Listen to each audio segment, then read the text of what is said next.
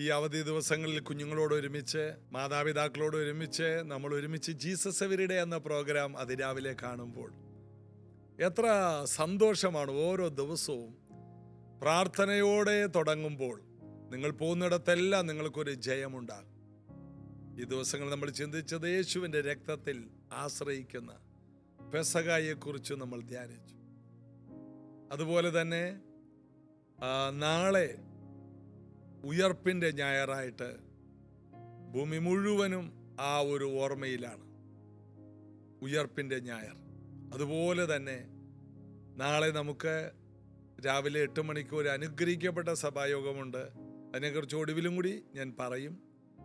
കർത്താവിൽ പ്രസിദ്ധനായ അനുഗ്രഹിക്കപ്പെട്ട അഭിഷിക്തനായ പാസ്റ്റർ ആഷ്ലി എബ്രഹാം നമ്മോടുകൂടെ ഉയർപ്പിൻ്റെ സൺഡേ നമ്മോടുകൂടെ അദ്ദേഹമുണ്ട്. അദ്ദേഹം ഈ കാലഘട്ടത്തിൽ കർത്താവ് ഉപയോഗിക്കുന്ന അനേകർക്ക് വിടുതൽ പകരുന്ന ഒരു ശുശ്രൂഷയുള്ളൊരു ദൈവദാസനാണ്.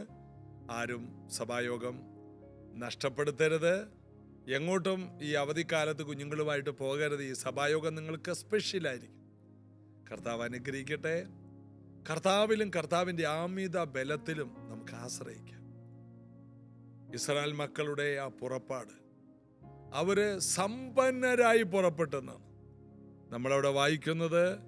അവരുടെ ആ പുറപ്പാട്, അന്ന് തന്നെ യഹോവ ഇസ്രായേൽ മക്കളെ ഗണംഗണമായി മിസ്രയീമിൽ നിന്ന് പുറപ്പെടുവിച്ചു. യഹോവ മോശയോടും അഹരോനോടും കൽപ്പിച്ചതുപോലെ തന്നെ അവർ ചെയ്തു. അങ്ങനെ അന്ന് തന്നെ ദൈവം അവരെ ഒരു രാജ്യത്തെ മറ്റൊരു രാജ്യത്തിൽ നിന്ന് അടർത്തിയെടുത്ത് പുറപ്പെടുവിച്ചു. ഒരു കുടുംബത്തെ അല്ല, ഒരു രാജ്യത്തെ.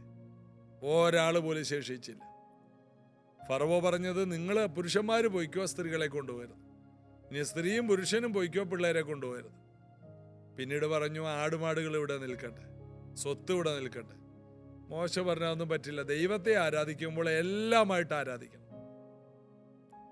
അതെ, നിങ്ങൾ ആലയത്തിലേക്ക് വരുമ്പോൾ വെറും കൈയോടെ വരരുത്.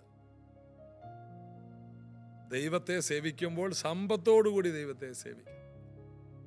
ഇടിച്ചെടുത്ത തെളിവുള്ള ഒലിവെണ്ണയുമായിട്ടായിരുന്നു ഇസ്രായേൽ മക്കൾ ആലയത്തിൽ വന്നത്. കാരണം ആലയത്തിലെ വിളക്ക് നിരന്തരം കത്തിക്കൊണ്ടിരിക്കണം. അപ്പോൾ നിങ്ങൾ വെറും കൈയോടെ, പലരും ബൈബിൾ പോലും കൊണ്ടുവരാറില്ല, കാലമൊക്കെ പോയി, ഇപ്പം മൊബൈലിലാണ് നോക്കുന്നതെങ്കിലും നിങ്ങൾ നിങ്ങളുടെ കയ്യിലെ വിശുദ്ധ വേദപുസ്തകം, നിങ്ങളെ രൂപാന്തരപ്പെടുത്തിയ പുസ്തകവുമായിട്ട് വാ. വെറും കൈയോടെ വരില്ലേ. കർത്താവിൻ്റെ നാമത്തിൽ ചിലവിടാനായിട്ട് അങ്ങനെ ആയിരിക്കണം നിങ്ങൾ പോകുന്ന സഭകളിൽ.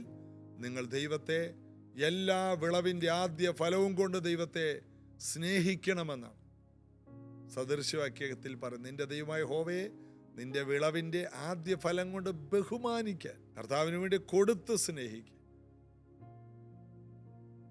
സ്നേഹിക്കാതെ നമുക്ക് കൊടുക്കാൻ കഴിയും, എന്നാൽ കൊടുക്കാതെ നമുക്ക് സ്നേഹിക്കാൻ കഴിയില്ല എന്ന സത്യം മറക്കരുത്. സ്നേഹിക്കാതെ നമുക്ക് കൊടുക്കാൻ കഴിയില്ല. കർത്താവിനെ, നമുക്ക് വേണ്ടി ജീവൻ തന്ന കർത്താവിനെ സ്നേഹിക്കുമ്പോഴാണ് നാം ദൈവസഭയുടെ കാര്യത്തിൽ ചിലവിടുന്നത്. നിങ്ങളെ വിടുവിച്ച, നിങ്ങളുടെ പാപങ്ങളെ മോചിച്ച, നിത്യതയിൽ പേര് ചേർത്ത് തന്ന, പരിശുദ്ധാത്മാവിനെ തന്ന കർത്താവിന് എന്തു കൊടുക്കും? എന്തും കൊടുക്കാൻ ഉള്ള സ്നേഹം നമ്മുടെ മേലുണ്ടാകട്ടെ. കർത്താവ് എല്ലാവരെയും അനുഗ്രഹിക്കട്ടെ. നമുക്ക് വില മുടക്കി കർത്താവിനെ ആരാധിക്കണം. നമുക്ക് ഒരുമിച്ച് ചേർന്ന് പാടി യേശു കർത്താവിനെ ആരാധിക്കാം. യേശുവേ പോലെയാകുവാൻ, യേശുവിൻ വാക്കു കാക്കുവാൻ, യേശുവേ നോക്കി ജീവിപ്പാൻ ഇവയെ കാംക്ഷിക്കുന്നു ഞാൻ. യേശുവേ നോക്കി ജീവിപ്പാൻ ഇവയെ കാംക്ഷിക്കുന്നു ഞാൻ. ഉറപ്പിക്കുന്നേ എൻ താതാ, നിറയ്ക്ക എന്നെ ശുദ്ധാത്മാ, ശുദ്ധൻ മഹത്വത്താലെ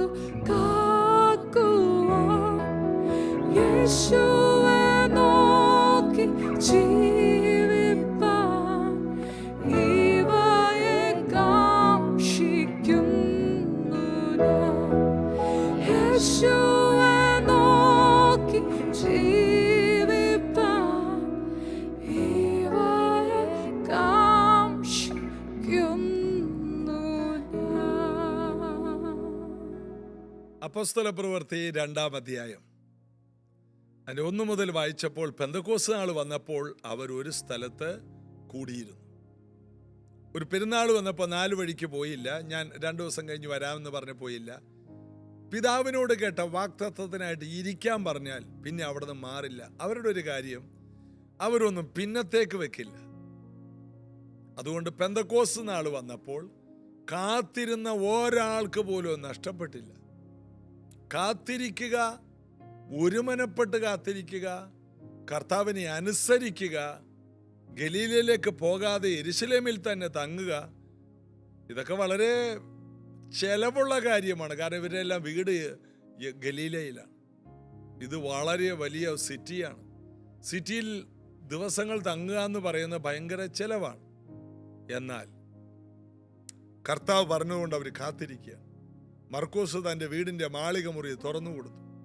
എല്ലാവരും അവിടെ പകല് പ്രാർത്ഥനയും ബൈബിൾ വായനയും ജീവിതത്തിലെ ക്രമീകരണവുമായിട്ടിരിക്കുക. അവിടെയാണ് പരിശുദ്ധാത്മാവ് വന്നത്. യെരുശലേം ദേവാലയം 46 സംവത്സരം കൊണ്ട് പണിത വലിയൊരു ദേവാലയം അപ്പുറത്തുണ്ട്. അതെന്ത് നല്ല പണിയാണ്, എത്ര മനോഹരമെന്നാണ് ശിഷ്യന്മാർ യേശുവിനോട് പറഞ്ഞത്. യേശു പറഞ്ഞു, ഇടിഞ്ഞു പോകാതെ കല്ലിന്മേൽ കല്ല് ശേഷിക്കുകയില്ല. എന്താ അങ്ങനെ പറഞ്ഞത്? ഇതെല്ലാം ഇടിഞ്ഞു പോകും.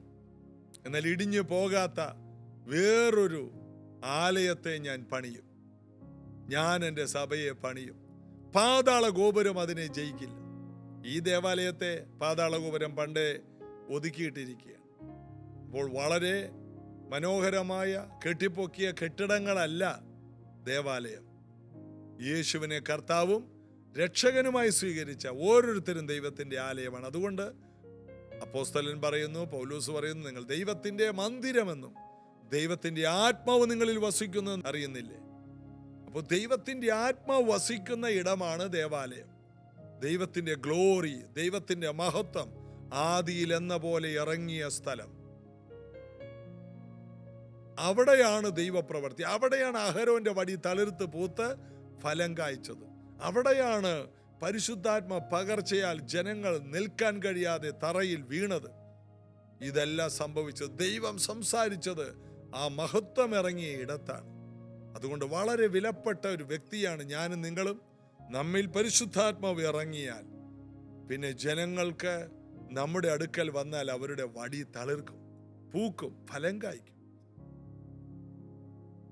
നമ്മിൽ നമ്മുടെ ആത്മ മനുഷ്യൻ അതിപരിശുദ്ധ സ്ഥലമാണ്. നമ്മുടെ ശരീരം ഒരു പ്രാകാരമാണ്. നമ്മുടെ മനസ്സ് ഒരു വിശുദ്ധ സ്ഥലമായിരിക്കും. നമ്മുടെ ആത്മാവ് അതിപരിശുദ്ധ സ്ഥലമായിരിക്കും.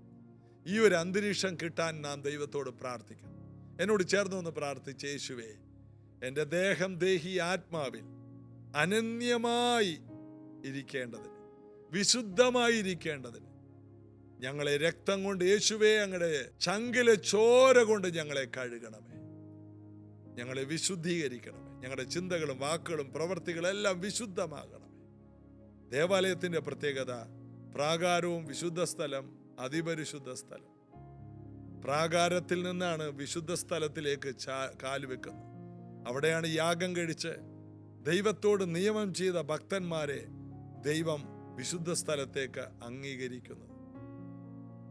അവിടെയാണ് ആ യാഗത്തിലെ രക്തമാണ് മഹാപുരോഹിതനെ ആണ്ടിലൊരിക്കൽ അതിപരിശുദ്ധ സ്ഥലത്ത് എത്തിക്കുന്നത്. അവിടെയെല്ലാം ദൈവം അവരോട് സംസാരിച്ചു. അവരുടെ വിടുതലുകളെ കുറിച്ച് ദൈവം പറഞ്ഞു. അങ്ങനെ ഇരുന്ന വിശുദ്ധന്മാരായ ജനങ്ങൾ ഒരുമിച്ചിരുന്നവരുടെ മേൽ കൊടിയ കാറ്റടിച്ചു, അഗ്നിജ്വാല പോലെ പിളർന്ന നാവുകൾ. അതാണ് 3-ാമത്തെ വാക്യം. അവിടെ വായിക്കുന്ന, ആകാശത്തു നിന്നൊരു മുഴക്കമുണ്ടായിട്ട് അവർ ഇരുന്ന വീട് മുഴുവനും നിറച്ചു. ആ വീട്ടിൽ മുഴുവനും നിറച്ചു. അവര് താഴെയാണ് ഇരുന്നത്. 120 പേര് അവിടെ നിറച്ചു. വീട് മുഴുവനും. ഈ മേൽക്കൂരയിലൊക്കെ ആൾക്കാർ ഇരുന്നിരുന്നെങ്കിൽ അവിടെ എല്ലാം നിറയാമായിരുന്നു. ഇത് അറിഞ്ഞിരുന്നെങ്കിൽ ഒത്തിരി പേര് കയറിയിരുന്നേനെ. 500-ലധികം പേർക്ക് യേശു പ്രത്യക്ഷനായി. 120 പേരെ ഇരിക്കാനുള്ളൂ. 500-ലധികം പേരോട് യേശു പറഞ്ഞു, പോകല്ലേ, പോകല്ലേ. എന്നോട് കേട്ട പിതാവിന്റെ വാഗ്ദത്തത്തിനായിട്ട് ഇരിക്കാൻ എല്ലാവരോടും പറഞ്ഞു. നിങ്ങൾ ഗലീലയ്ക്ക് പോകല്ലേ. ഇതെല്ലാം കേട്ടാലും എന്തെല്ലാം പറഞ്ഞാലും സമയമാകുമ്പോൾ എല്ലാവരും വീട്ടിൽ പോകും. അത് അന്നും ഉണ്ട്, ഇന്നും ഉണ്ട്. പണ്ടൊരു പാസ്റ്റർ പറഞ്ഞു, എൻ്റെ ഇന്നത്തെ പ്രസംഗം കിണറുകളെ കുറിച്ചാണ്, ഇസഹാക്ക് കുഴിച്ച കിണറുകൾ.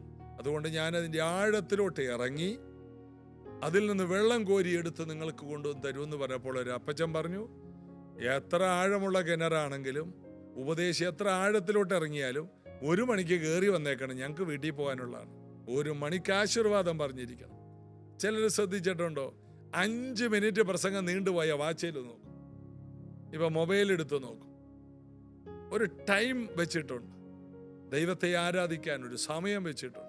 അപ്പോൾ തന്നെ ഒരു ഞായറാഴ്ചയായാൽ ഒരിക്കലും മൊബൈൽ ഓൺ ചെയ്യാതെ ഒരു ഞായറാഴ്ച മുഴുവനും വിശ്രമിക്കുന്നവരുണ്ട്. ദൈവത്തിന് വേണ്ടി ബൈബിൾ വായിക്കുകയും പ്രാർത്ഥിക്കുകയൊക്കെ ചെയ്യുന്നവരുണ്ട്. ഞായറാഴ്ച മുഴുവൻ ഉപവസിക്കുന്നവരുണ്ട്. ഒരു ദിവസം ദൈവത്തിന് വേണ്ടി മാറ്റിവെക്കാൻ പോലും കഴിയാതെ അധപ്പതിച്ചു പോയ ആത്മീക സമൂഹം ഈ ദിവസങ്ങളിൽ വലിയൊരു ഉണർവിലേക്ക് കടന്നു വരണം.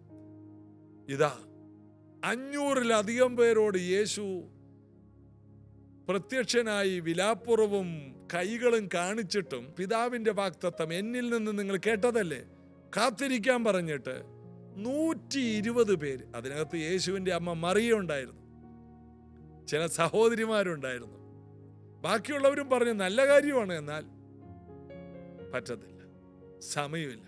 എന്നാൽ എമ്മൂസിലേക്ക് പോയ ശിഷ്യന്മാരെ അവരുടെ ഒപ്പം നടന്ന് അവരുടെ വീട്ടിൽ ചെന്ന് അവരെ ഇങ്ങോട്ട് വിളിച്ചു.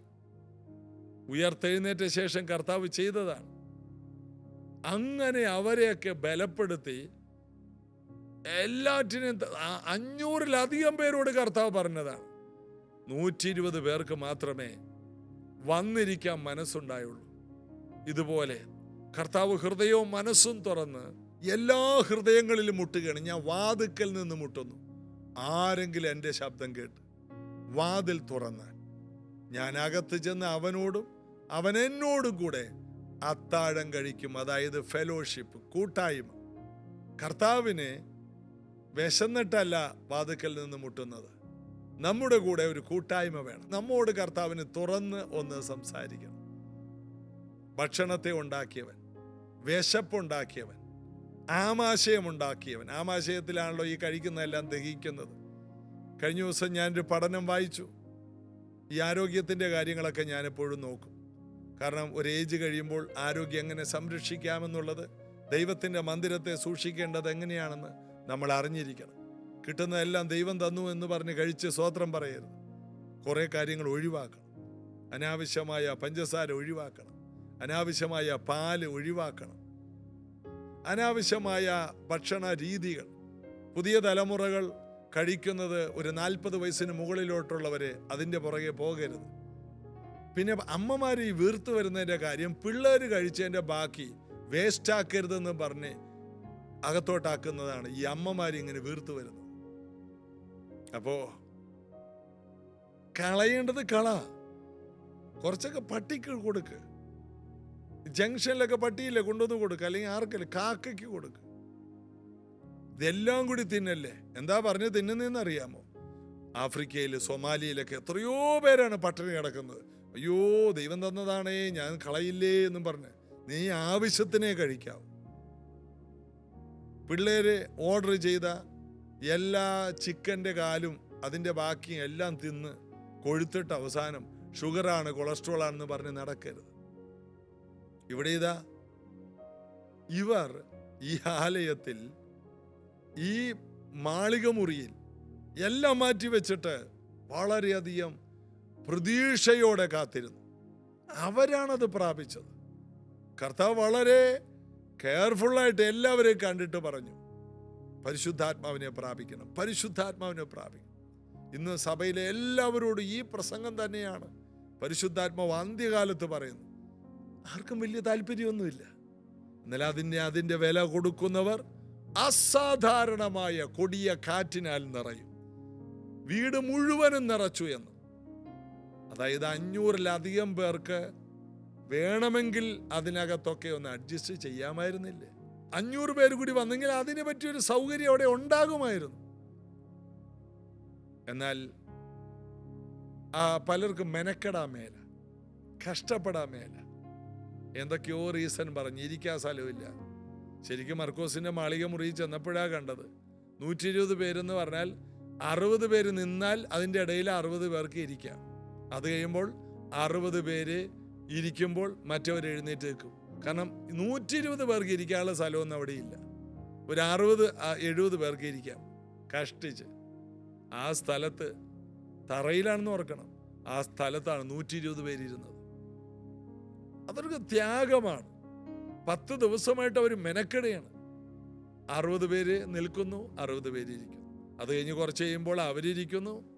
ഇങ്ങനെ രാപ്പകൽ വില മുടക്കിയവർ അവിടെ തന്നെ ഉറങ്ങി ചെറിയ ഓരോ പ്രഭാത കൃത്യങ്ങളൊക്കെ ചെയ്ത് വീണ്ടും വന്ന് പ്രാർത്ഥനയിലും ബൈബിൾ വായനയിലും. കാരണം കർത്താവ് പറഞ്ഞാണ്, അങ്ങനെ വില മുടക്കിയവരാണ് വലിയ കൊടിയ കാറ്റിനകത്തകപ്പെട്ടത്. ഇതിന് വിലയോടെ കാണണം. എപ്പോഴാണ് ഒരു കാറ്റടിക്കുന്നതെന്ന് പറയാൻ പറ്റില്ല. എപ്പോഴാണ് ഒരു റിവൈവൽ അടിക്കുന്നതെന്ന് പറയില്ല. അപ്പോൾ പറ്റില്ല. അപ്പോൾ കാത്തിരിക്കുന്നവർ സഭയിൽ കുറച്ച് പേരുണ്ട്. അപ്പൊ നമ്മൾ പറയും അവർക്കൊക്കെ ജോലിയും പണിയൊന്നുമില്ല, നേരത്തെ വരും, ലേറ്റ് ആയാലും പോകില്ല. അല്ലല്ല, അവർ വിശ്വാസത്തിന് കൊടുക്കുന്ന വിലയാണത്. ജോലിയും പണിയില്ലാത്തവർക്ക് എല്ലാ മീറ്റിങ്ങിനും പോകാം. ആര് പറഞ്ഞു? ജോലി കളഞ്ഞേച്ചു വന്നിരിക്കുന്നവരെ എനിക്കറിയാം. അങ്ങനെയുള്ളവരെ ആക്ഷേപിക്കരുത്.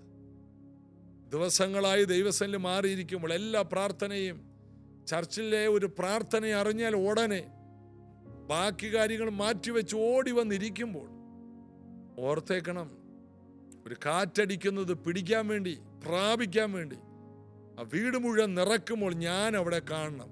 അങ്ങനെ വന്നിരിക്കുന്ന ആൾക്കാരാ. അവരെ ദൈവം കൈവിട്ട് കളയില്ല. അവിടെ നമ്മൾ വായിക്കുന്നു, അവർ ഇരുന്ന വീട് മുഴുവനും നിറച്ചു. മുഴുവനും, നിന്നെ മുഴുവനും നിറയ്ക്കും. നീന്തിയിട്ടല്ലാതെ കടപ്പാൻ കഴിയാത്ത ഒരു നദി അതിനകത്ത് നിന്നെ മുക്കും. അതുകൊണ്ടാണ് യോഹന്നാൻ പറഞ്ഞു, ഞാൻ നിങ്ങളെ വെള്ളത്തിൽ സ്നാനം കഴിപ്പിക്കുന്നു, എന്റെ പുറകെ ഒരുത്തൻ വരുന്നുണ്ട്, അവന്റെ ചെരുപ്പ് കുനിഞ്ഞഴിക്കാൻ ഞാൻ യോഗ്യനല്ല. ഞാൻ നിങ്ങളെ വെള്ളത്തിൽ സ്നാനം കഴിപ്പിക്കുന്നു, അവൻ നിങ്ങളെ തീ കൊണ്ട് സ്നാനം കഴിപ്പിക്കും. അപ്പോൾ ആ മുറി മുഴുവനും, അവിടെ നമ്മൾ വായിക്കുന്നു, അഗ്നിജ്വാല പോലെ പിളർന്ന നാവുകൾ അവർക്ക് പ്രത്യക്ഷമായി, അവരിൽ ഓരോരുത്തന്റെ മേൽ പതിഞ്ഞു. എല്ലാവരുടെ മേലും പതിഞ്ഞു, എല്ലാവരെയും നിറച്ചു. ഇത് പറഞ്ഞുകൊണ്ടിരിക്കുമ്പോൾ ഇത് കേൾക്കുന്ന പലരെയും പരിശുദ്ധാത്മാവ് ഇപ്പോൾ നിറക്കാൻ വിശ്വസ്തനാണ്. ഇത് പറയുമ്പോൾ തന്നെ ഞാനൊരു വലിയ ദൈവ സാന്നിധ്യം അനുഭവിക്കുന്നു. നിങ്ങൾ നിറയുക, ആത്മാവിൽ നിറയുക, സങ്കീർത്തനങ്ങളാലും സ്തുതികളാൽ ആത്മിക ഗീതങ്ങളാലും നിറയുക. പരിശുദ്ധാത്മാവിൽ നിറഞ്ഞെന്ന് എങ്ങനെ അറിയാം? പാട്ടുകൊണ്ട് നിറയും, സന്തോഷം കൊണ്ട് നിറയും, വചനധ്യാനം കൊണ്ട് നിറയും, വിശുദ്ധ ജീവിതം കൊണ്ട് നിറയും, നല്ല വാക്കുകൾ കൊണ്ട് നിറയും. അതാണ് തീയുടെ ലക്ഷണം. നമുക്കതിനെക്കുറിച്ച് ഇനിയും പഠിക്കണം, അതിനെക്കുറിച്ച് ധ്യാനിക്കണം. ഈ ഇങ്ങനെ വായിച്ചുകൊണ്ടിരിക്കുമ്പോൾ തന്നെ നിങ്ങളുടെ വീടുകളിൽ തീ പിടിക്കും, ആത്മാവിൻ്റെ ഉണർവിൻ്റെ തീ പിടിക്കും. നിങ്ങളുടെ വീടിൻ്റെ സാഹചര്യങ്ങൾ പെട്ടെന്ന് മാറും, വെളിപ്പാടുകളും ദർശനങ്ങളുമുള്ള വീടുകളായി മാറും. വിശ്വസിക്കാം, കർത്താവിൽ നമുക്ക് ആശ്രയിക്കാം, നമുക്ക് പ്രാർത്ഥിക്കാം. യേശു കർത്താവേ, അങ്ങ് തന്ന ഈ വചനങ്ങൾ, അങ്ങ് എഴുതി വെച്ചിരിക്കുന്ന ഈ വചനങ്ങൾ ഞങ്ങൾ വായിച്ച് ബലപ്പെട്ട് വീണ്ടും ഈ പകർച്ച പ്രാപിക്കാനാണെന്ന് വിശ്വസിക്കും. ഞങ്ങളെ അടിമുടി മാറ്റണമേ. ഈ കൊടിയ കാറ്റും, ഈ കൊടിയ മുഴക്കവും, ഈ വലിയ നിറവും, ഈ വലിയ തീജ്വാലകളും ഓരോരുത്തരുടെ മേൽ പതിഞ്ഞ് എല്ലാവരും പുതിയ അനുഭവത്തിലേക്ക് വരട്ടെ. ആൾ മാറിയവരെ പോലെ ആകട്ടെ. കർത്താവിൻ്റെ വലിയ മഹത്വം എല്ലാവരിലും ഇറങ്ങി നിൽക്കണം. ഒരു വീട്ടിൽ അപ്പനും അമ്മയും കുഞ്ഞുങ്ങളും വല്യപ്പനും വല്യമ്മച്ചി എല്ലാവരും അഭിഷേകത്താൽ കൃപകളാൽ നിറഞ്ഞവരാകട്ടെ. പിശാചിന് ഒട്ടും ഇടമില്ലാതെ എല്ലാ വീടുകളിലും ഈ നിറവ് ഉണ്ടാകട്ടെ. പിശാചിന് ഇരിക്കാൻ ഒരു ഇഞ്ച് പോലും സ്ഥലം കിട്ടാതെ വീട് മുഴുവനും അഭിഷേകത്താൽ നിറഞ്ഞിരിക്കട്ടെ. ആ വീടുകളിൽ സൗഖ്യം നിറയട്ടെ, വിടുതലുകൾ നിറയട്ടെ, വലുത് സഫലമായ വാതിലുകൾ തുറക്കട്ടെ. അനുഗ്രഹിക്കും യേശുവിൻ നാമത്തിൽ. ആമേൻ. കർത്താവിൻ്റെ കരം നിങ്ങളോട് കൂടിയിരിക്കും. ഞാൻ ആരംഭത്തിൽ പറഞ്ഞതുപോലെ നാളെ രാവിലെ 8 മണിക്കുള്ള നമ്മുടെ സഭായോഗം, ഈസ്റ്റർ സഭായോഗം, ഉയർപ്പിൻ്റെ സഭായോഗം. അനുഗ്രഹിക്കപ്പെട്ട ഒരു ദൈവദാസൻ നമ്മോട് കൂടെയുണ്ട്, പാസ്റ്റർ ആഷ്ലി എബ്രഹാം. വിദേശത്തും ഇന്ത്യയിലും അസാധാരണമായിട്ട് ഉപയോഗിക്കുന്ന ഈ കർത്താവിൻ്റെ ദാസൻ നിങ്ങൾക്ക് വേണ്ടി പ്രാർത്ഥിക്കും. അതൊരു വലിയ ഡെലിവറൻസായി മാറും. അദ്ദേഹം ഒരു പ്രോഫറ്റാണ്. എല്ലാവരും തന്നെ കടന്നു വരണം. ഞാൻ എല്ലാവരെയും ക്ഷണിക്കുന്നു. God bless you.